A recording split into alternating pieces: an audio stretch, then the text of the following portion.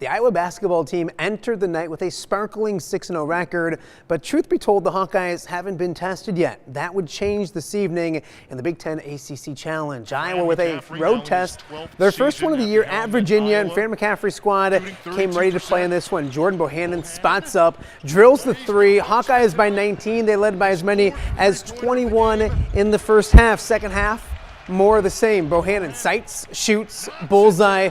Hawkeyes up 13. Then a few trips later, it's Keegan Murray driving, getting to the bucket for the hoop and the harm. Iowa up by 9, but Virginia storms back late. Under 2 to go. Iowa suddenly down 1. Bohannon with the last of 6 3-pointers. He had 20 in the night. Iowa back up by 2, but Virginia fires right back as well. Under a minute to go, Kahai Clark gets room, buries the trifecta of his own. Home team back up 1. Hawkeyes with a chance to win it late. 10 seconds to go as Joe Toussaint get inside and get in the bucket to go off the window. Iowa back up by 1. Virginia, one last chance. Clark misses. The rebound swatted away by Patrick McCaffrey at the horn, and the Hawkeyes survive. They head home with an impressive 75-74 victory. The Illini back at the State Farm Center hosting Notre Dame this evening. First half in this one, Illini come out firing.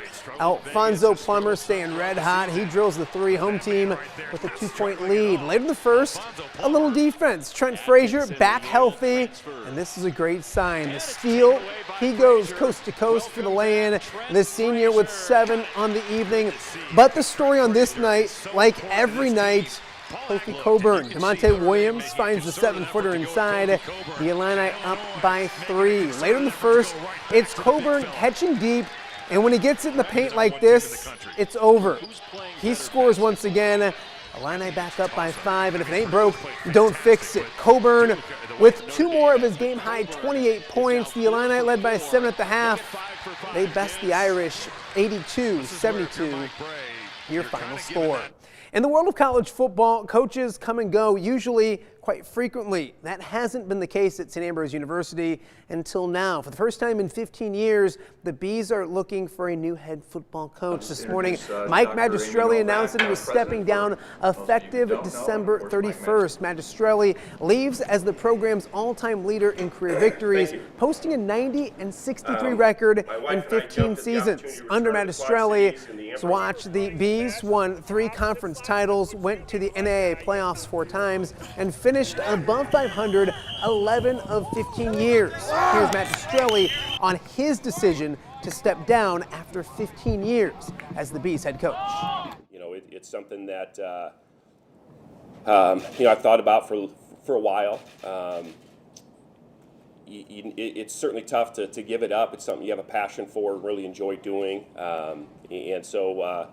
Probably some point, probably about mid-season, I started to think more and more about it, and wanted to, with it being such a big decision, I didn't want to take some time after the season ended. I didn't want to make an emotional decision, those type of things, and so, I felt I owed it to myself and my family to take a little bit of time after the season and really make sure I was making the right decision.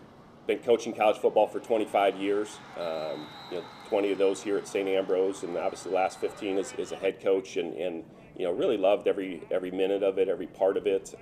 It just, eventually looking for new challenges, new opportunities. What I want to really acknowledge is Mike's investment in culture, because fundamentally, that's what this is about. And so this is a loss for St. Ambrose. And certainly we're attentive to the culture he's built, to people like Bernard and a whole lot of others who've been impacted by his leadership. And so from the entire St. Ambrose community, I just want to say thank you for that leadership, Mike, and for the culture you built, because these are big shoes to fill. The search for Magistrelli's replacement begins immediately at St. Ambrose. As for Magistrelli, he'll begin life outside coaching and says there's no plans to coach football again in the near future.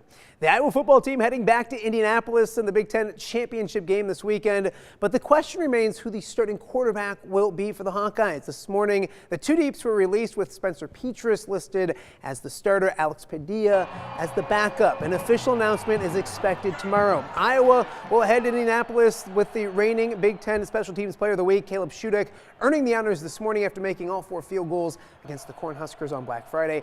Iowa and Michigan take center stage in Indianapolis on Saturday night. WQAD will be there with full coverage over the weekend. And a busy day in Iowa City tomorrow. They do meet with the media. We'll have more on the Hawkeyes as they get ready for the Wolverines coming up tomorrow.